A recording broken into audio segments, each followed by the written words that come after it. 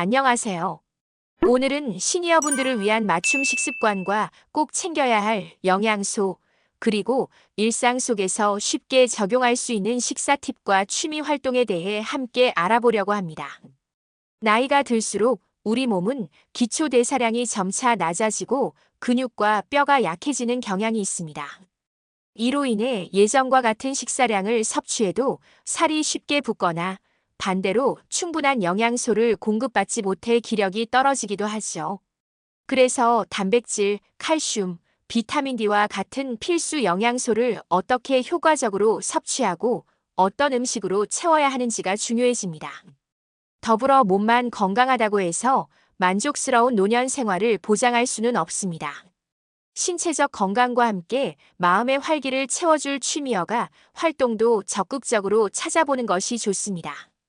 오늘은 이러한 주제들을 조금 더 깊이 있게 나눠서 이야기해 볼 테니 편안히 들어주시고 가벼운 메모도 해보시면 큰 도움이 될 거예요. 첫째는 나이가 들면서 달라지는 영양 요구량입니다. 연령대가 올라갈수록 우리 몸은 근육량이 감소하고 뼈가 약해지기 쉬운데요.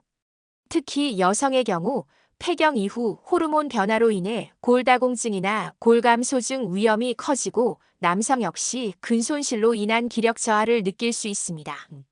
이런 시기에는 단순히 많이 먹는다가 아닌 무엇을 어떻게 먹는가가 핵심입니다. 기초 대사량이 줄어들면서 같은 칼로리를 섭취해도 체중이 쉽게 늘거나 반대로 충분히 먹지 않아도 특정 영양소가 결핍될 수 있죠. 따라서 식단을 구성할 때는 조금 적게 먹더라도 영양 밀도가 높은 음식을 선택해 필수 영양소를 고루 섭취하는 것이 중요합니다. 하루 세 끼를 꼬박 챙기되 식사량을 조금씩 나누어 먹거나 간식을 건강하게 준비해 두는 것도 좋은 전략입니다. 둘째는 꼭 챙겨야 할 영양소 단백질입니다. 근육을 유지하고 기력을 돋우는 데에 가장 중요한 영양소가 바로 단백질입니다. 나이가 들수록 근육이 급격히 빠지는데 이를 방치하면 일상생활에서 쉽게 피로를 느끼거나 균형 감각이 떨어져 낙상 위험이 높아질 수 있어요. 단백질은 육류, 생선, 콩류, 두부, 달걀 등 다양한 식품에 함유되어 있으므로 취향에 맞춰 골라 드시는 것을 권합니다.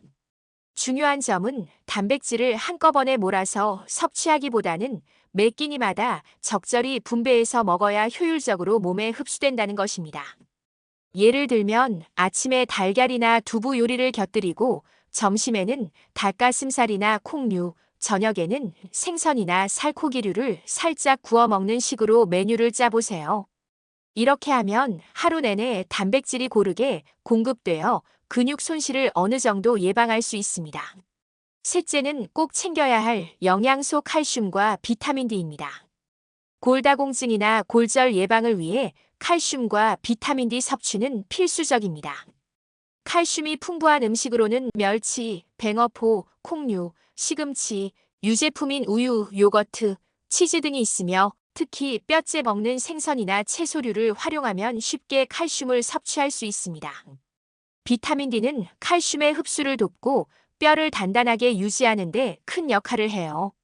비타민 D가 풍부한 식품으로는 연어, 고등어, 달걀 노른자가 대표적이며 햇빛을 일정 시간 쬐는 것도 아주 중요한 방법입니다.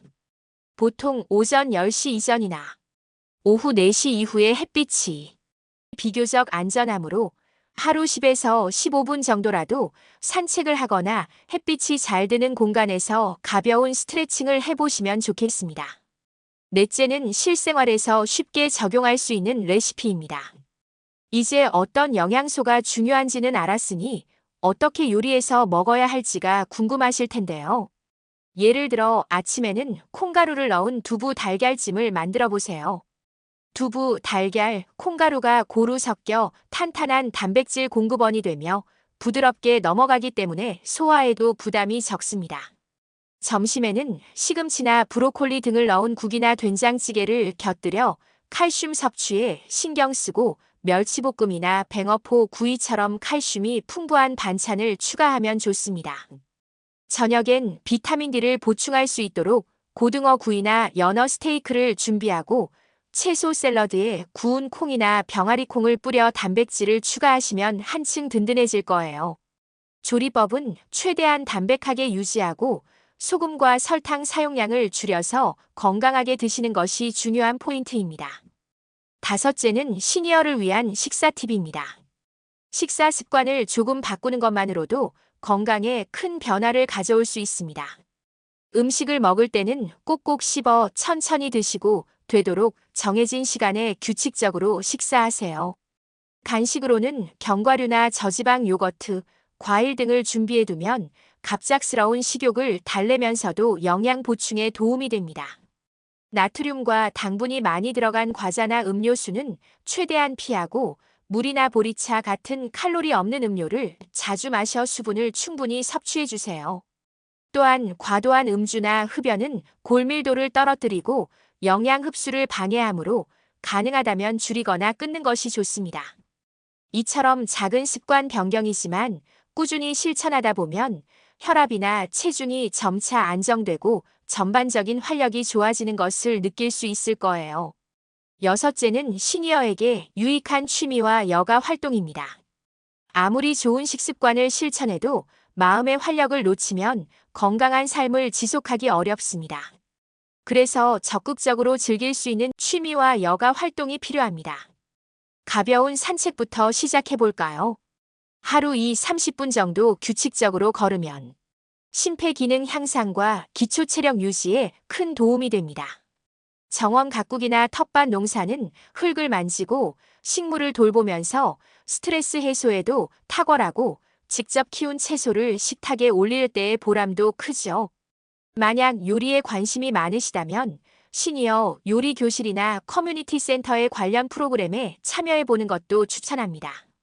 또한 집 근처 문화센터에서 진행하는 미술 공예 댄스 교실 등을 통해 새로운 재능을 발견하고 친구도 사귀면서 외로움을 덜 수 있습니다. 나이가 들어서 몸이 불편해질수록 오히려 몸과 마음을 계속 움직여야 활력을 유지할 수 있으니 내 몸에 맞는 활동을 하나씩 찾아보시길 바랍니다.